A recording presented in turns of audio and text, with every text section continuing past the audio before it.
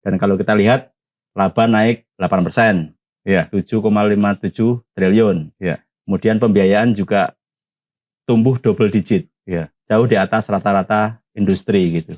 Ya. Bagaimana Bapak melihat ini? Alhamdulillah Pak Mas Hirom, jadi berkat dukungan media juga sehingga mengedukasi Bank Syariah Indonesia. Kita memang tahun lalu di situasi yang paruh pertama tidak mudah, likuiditas ketat, lalu juga terlihat dari LDR mulai naik, kualitas pembiayaan juga mulai tertekan gitu. Sehingga di paruh kedua tahun lalu kita fokus saja kepada bagaimana kita menangkan dana murah, low cost fund. Kedua, bagaimana kita memperbaiki kualitas pembiayaan dan meningkatkan yield. Jadi paruh kedua itu fokus itu aja. Strategi kita fokus di situ dengan menggunakan engine yang kita punya. Dan kita bersyukur kita punya dua engine. Engine pertama engine sebagai bank syariah, engine kedua sebagai bullion bank. Yang tahun lalu kita mendapatkan license-nya di 26 Februari. Nah itu yang menjadi fokus kita. Sehingga kalau tadi Pak Mas sampaikan, alhamdulillah kita bisa tumbuh double digit.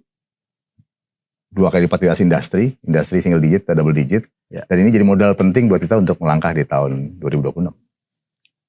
Menarik tadi Pak soal bullion bank gitu. Ya. Gimana progresnya Pak?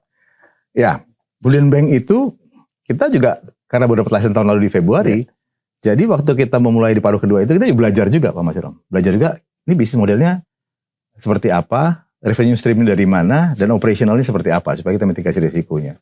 Dan alhamdulillah tahun lalu itu pertumbuhan nasabah kita, nasabah baru, itu 2 juta nasabah baru, dan 500 ribunya itu dari nasabah tabungan bisnis, tabungan emas, yang bullion bank itu. Jadi nasabahnya itu, mereka akhirnya merasa bahwa, oh ya saya memang perlu tabungan emas, karena ternyata harga emas itu cukup menjanjikan. Gitu. Jadi kita melihat bullion bank sebagai engine baru, di situasi yang memang harga emas juga sangat menarik, kita memanfaatkan momentum itu aja. Masyarakat jadinya waktu ditawari tabungan emas jarang yang nolak gitu. Pasti maunya gitu. Iya.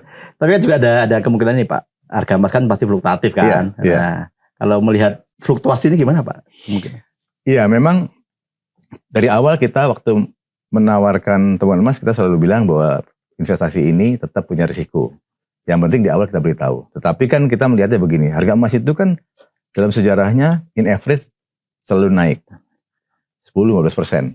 Hanya 2 tahun terakhir ini saja naiknya luar biasa. Sehingga waktu kemarin sempat berfluktuasi turun 1-2 hari, masyarakat merasa bahwa ya ini memang sudah sejak awal mereka tahu bahwa emas itu pasti akan punya waktu turun dan naik. Sehingga mereka cenderung untuk nggak panik gitu. Mereka tetap nggak banyak yang jual. Kami melihat di hari itu waktu fluktuasi turun, kita lihat banyak yang mau buyback ke kita. Ada tapi nggak signifikan juga gitu. Mereka punya hope, pasti akan naik lagi lah gitu. Jadi disimpan aja ya meskipun waktu itu sempat turun tuh. Sempat turun. Sempat ada kelihatan sedikit kenaikan permintaan buyback dari kita, tetapi jumlahnya tetap stabil saja dan hari ini mereka udah mulai beli lagi. 2026 mereka gimana Pak? Apakah akan sesolid di 2025 atau justru lebih bagus lagi gitu? Kita berharap dengan kita menutup tahun kemarin dengan laba yang tumbuh 8% dibanding industri rasanya cukup signifikan.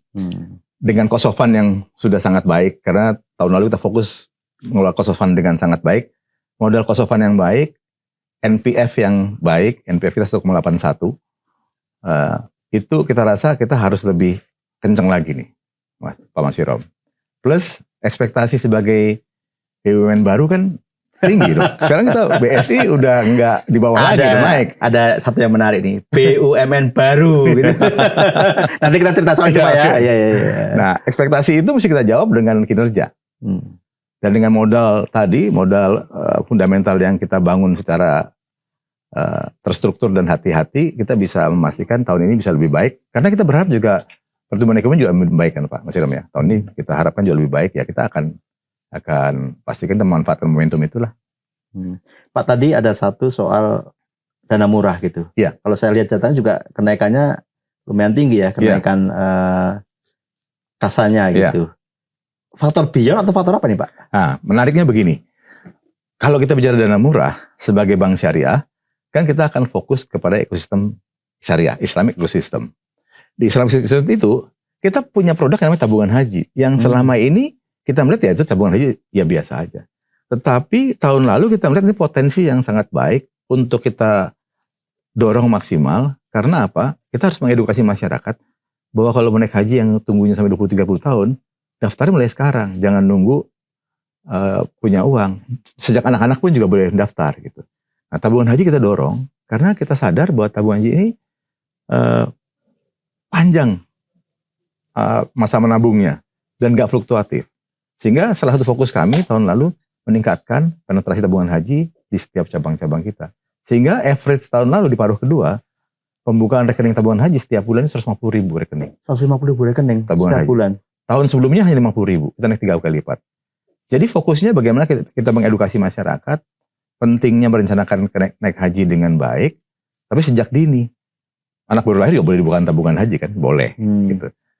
Dan kita combine dengan engine kedua, yaitu bullion business. Kita tahu yang namanya biaya haji dari tahun ke tahun punya potensi naik. Tapi kita juga bilang bahwa kita punya produk lain lagi, tabungan emas. Kalau buka tabungan haji, buka juga tabungan emasnya. Jadi nanti kenaikannya ini akan dikejar oleh kenaikan harga emasnya. Ini sebagai lindung nilainya kan. Di saat nanti naik haji, tabungan emasnya yang dia cicil pelan-pelan seperti tabungan hajinya, dia akan membantu memperkecil gap pada saat naik haji harus melunasi. Nah itu kenapa penetrasi tabungan haji bisa menjadi cepat. Selain edukasinya, juga ada didampingi dengan produk tabungan emas.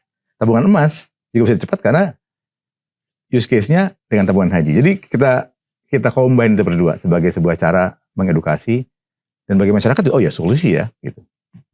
Itu Pak Mas Irom. 150.000 tabungan baru per bulan. Sebelumnya hanya 50.000. Faktor apa ya Pak yang bisa mendorong kenaikannya 3 kali lipat itu ya? Satu, disiplin di cabang-cabang kita fokus untuk menggarap tabungan haji, bekerja sama, kolaborasi dengan stakeholder yang terkait dengan haji. Pemerintah daerah, kita bikin misalnya Pemda berhaji. Waktu bikin Pemda berhaji itu maka mereka buka tabungan haji. Lalu institusi apa gitu berhaji. Jadi kita dorong bahwa naik haji itu butuh waktu, ayo sekarang mulai buka gitu. Dan kita juga menawarkan produk mitra guna, cicilan. Jadi kalau ada orang-orang yang punya kemampuan ekonomi cukup, mau naik haji dengan haji khusus, ya dia bisa cicil dengan mitra guna BSI, 7 tahun, 8 tahun dia bisa naik haji. Jadi artinya cabang fokus mencari dana murah dan produk yang spesifik syariah adalah tabungan haji. Maka kita harus dorong itu. Jadi disiplin eksekusi di cabang-cabang, semua bicara yang sama, dan kolaborasi dengan stakeholder setempat. Dengan organisasi kemasyarakatan, keagamaan, dan kami kan juga terus memperkuat hubungan dengan Muhammadiyah, dengan NU, ekosistem pesantren, sekolah, rumah sakit. Itu kalau kita tawarin haji dengan emas tuh mereka langsung langsung engage. Oh iya ya. Ada produk yang bisa saling mendukung nih.